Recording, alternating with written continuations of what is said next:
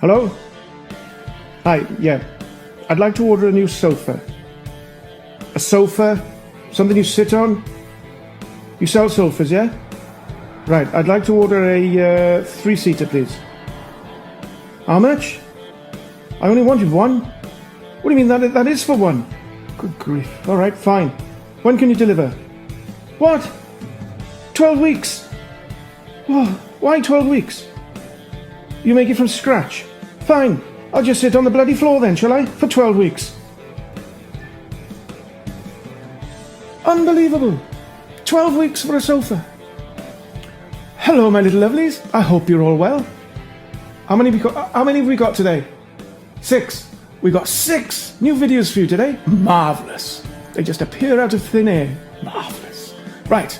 I'm beginning to melt here because it's so hot. I hope you're all keeping well in this heat. Right. Before I completely melt away, let's crack on, shall we? Samir Khan has been dubbed Rubberman and Owlboy thanks to his remarkable skill, which is turning heads in Pakistan. Samir, who is 14, is able to twist his head 180 degrees, earning him his nicknames. He said he hopes one day to make it to Hollywood and star in a horror movie, and he trains every day to keep up his flexibility. The 14-year-old said, "I saw an actor in a Hollywood horror movie turning his head and looked behind him. It fascinated me. I started practicing for it, and within a few months I was able to do it." He goes on to say, "My mother slapped me when she saw me doing this and told me to never do it again, as I might end up hurting my neck. But in time she has realised that I am gifted." Well, well, well. How bizarre!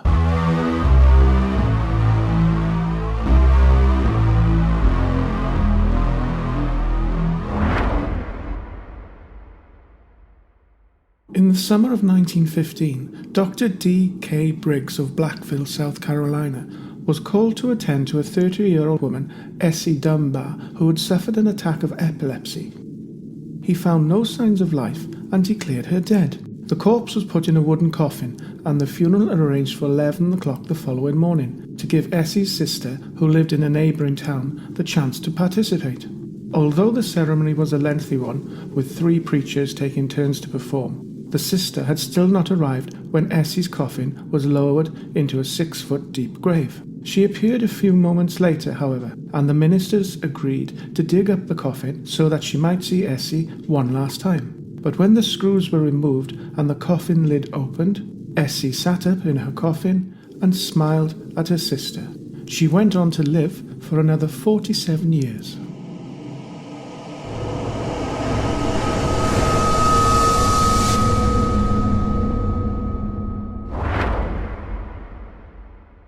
The image of an allegedly agitated apparition has been caught on camera at a notoriously haunted prison.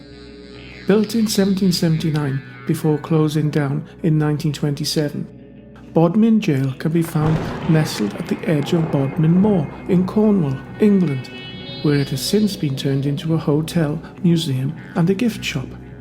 Over the years, its haunted reputation has also attracted the attention of numerous ghost hunting shows, paranormal investigators, and others keen to experience something unexplained. Most recently, the jail's paranormal manager, Kristen Honey, has captured the image of what she believes to be a female apparition lurking within the walls.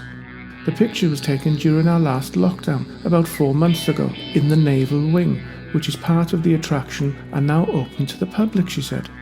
Others have also witnessed this apparition and have felt fear or unsafe when they do.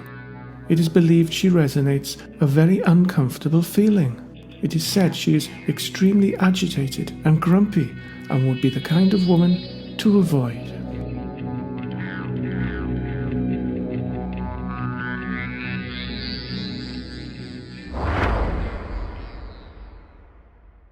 Barack Obama thinks our first encounter with aliens and UFOs has the potential to split humanity along new religious lines. The former US president shared his thoughts ahead of the US Pentagon publishing a historic report into unidentified aerial phenomena. The US Department of Defense is expected to present its report to the US Congress this month. This highly anticipated document is set to reveal what US intelligence agencies know about UFOs. The former president has revealed he thinks any encounter would be profound for humanity as a whole. Mr. Obama also added that meeting aliens may help people find some common ground. He also concluded new religions would pop up, and who knows what kind of arguments we get into then.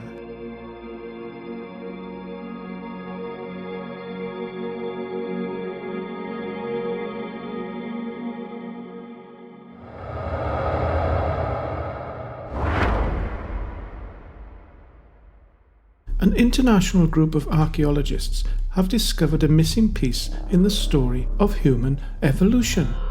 Excavations at the Israeli site of Nesher Ramla, I hope I've pronounced that right, have recovered a skull that may represent a late surviving example of how a distinct Homo population which lived in and around modern-day Israel from about 420,000 to 120,000 years ago. Pieces of skull and an almost complete jaw were dated to 140,000 to 120,000 years old, with scientists finding that the person it belonged to wasn't fully Homo sapien, nor were they Neanderthal, which was the only other type of human thought to be living in the region at the time. Instead, this individual falls right smack in the middle, a unique population of Homo never before recognized by science.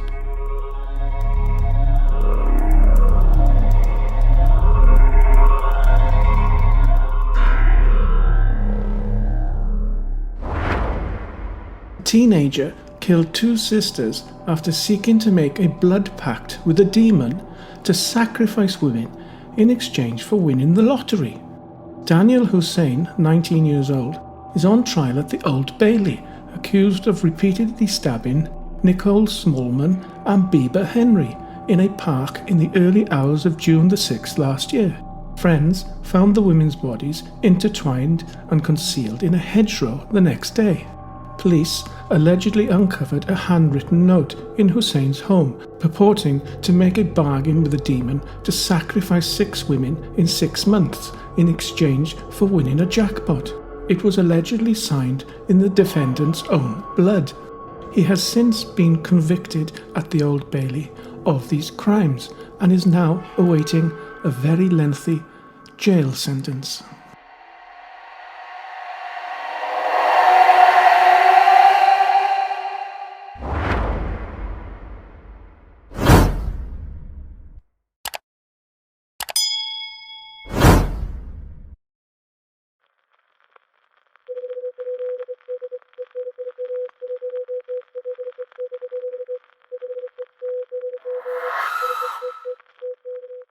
Welcome back, my little lovelies. Do hope you enjoyed that.